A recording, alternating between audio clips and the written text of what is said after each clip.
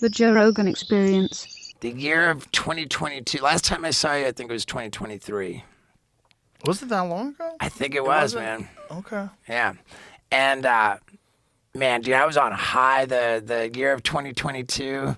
Like, we had our Jackass movie in theaters, #1. It was big, like, my profile was all, like, white hot. The world just opened up from the pandemic, and everybody had stimulus money, and they were just revenge spending. Everyone wanted to go out to shows, and there were no interest rates. Money was free. It was just like a perfect storm for me to have the most successful year of my life. Like, more than double what my next most successful year was. And then, like, I don't know, maybe I just got, like, super, super high on that, Like, and it was just, like, I was just kind of printing money, like selling merch like crazy, and like everything was just going so well. And I don't know if maybe like you become more successful and like people get angry at you, but there's a point after that where I felt like, man, the internet turned on me, kinda.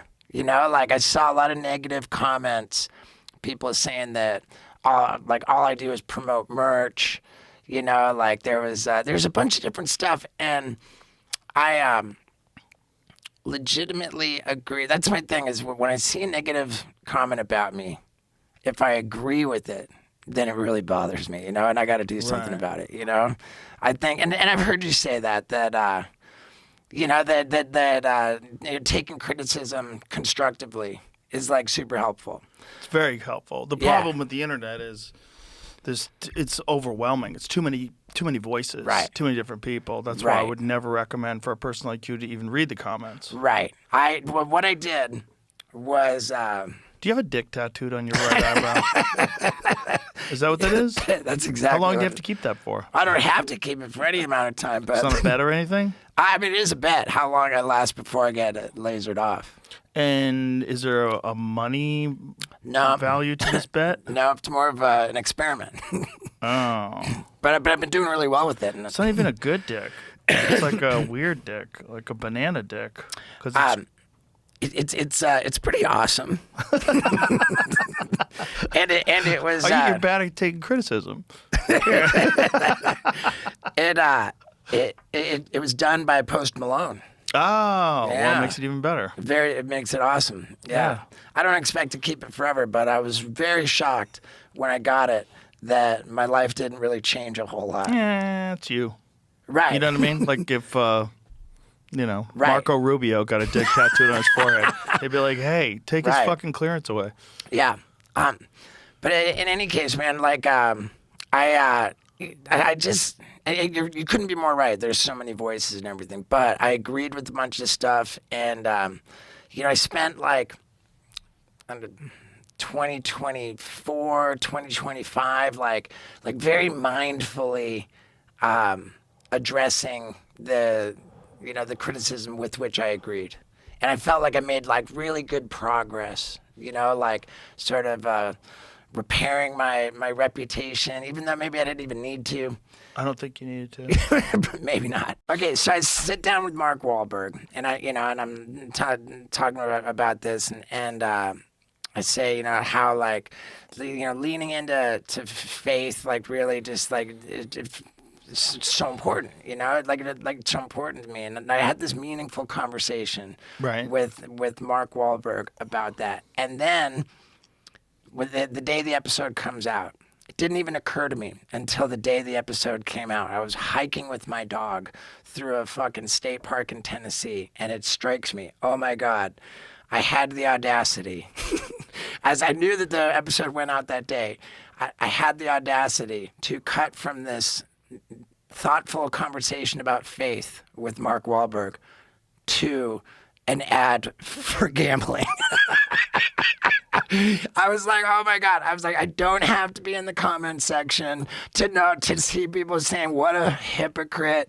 Like, oh my God. Wait a minute. How does gambling make you a hypocrite? I mean, I don't think that makes you a hypocrite at all. Right, I don't listen. The gambling thing online, we should probably address this, is a very hot topic, and a lot of people criticize people for promoting gambling sites online.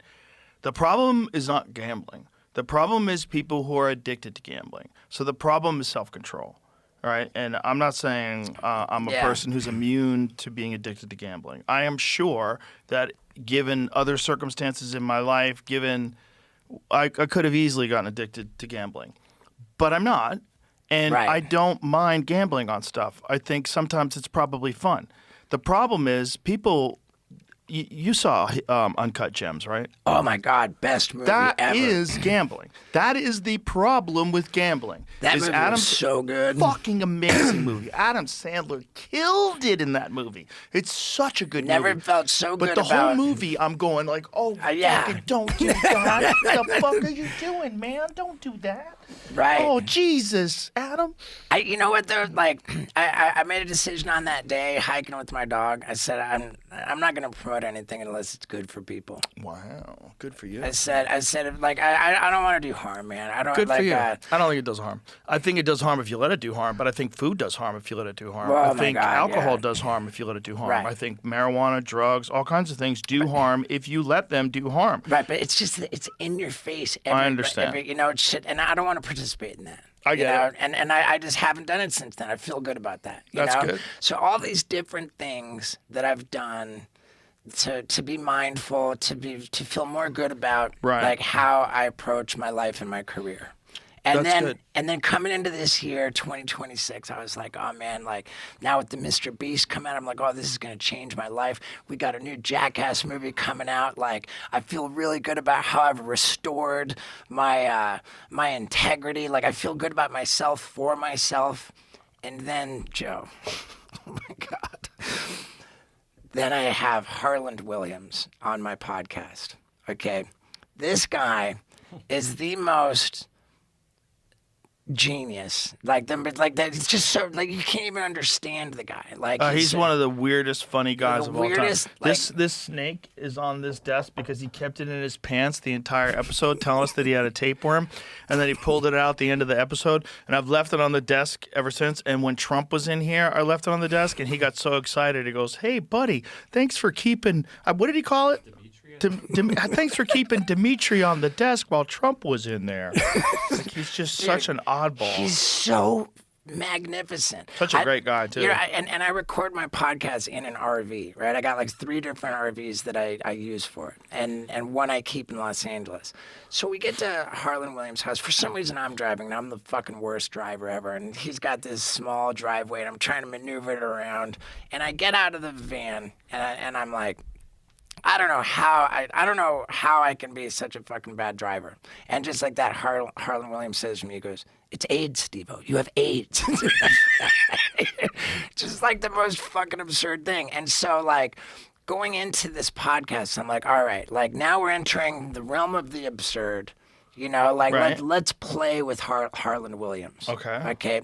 At some point in the episode, the most fucking dumb idea that ever popped in my head, but you want to be like a step ahead and like figure out how like we're gonna keep this going. Like what am I, where are we going to next? Right. So I say to Harland Williams, I'm like, I think at one point I said, how about politics? You know, like just thinking to myself, this absurd guy, if you ask him about politics, like how does his absurdity like navigate that? And that's what motivated me. So then somewhere in this back and forth, like effectively I say like, oh yeah, well all this shit with ICE makes perfect sense because the majority of immigrants are murderers, right? This is the most patently fucking absurd comment that I've ever made on the podcast. And yet, after it comes out, it gets clipped on its own. And it genuinely looks like I'm not kidding. Even though you cut to Harland Williams, but it genuinely looks like I wasn't fucking kidding. Right. And then I open up my phone, and it's like basically rotten hell, use that, like, you know, like you think like all immigrants are murderers. Like, Joe, I could not be more the opposite of that. Right. You know, like you're being sarcastic. I could not have been more like. I could not have been less serious. Right. It was the most absurd, fucking deliberately sarcastic thing I'd ever said. And dude, I just like now, and I was in this place.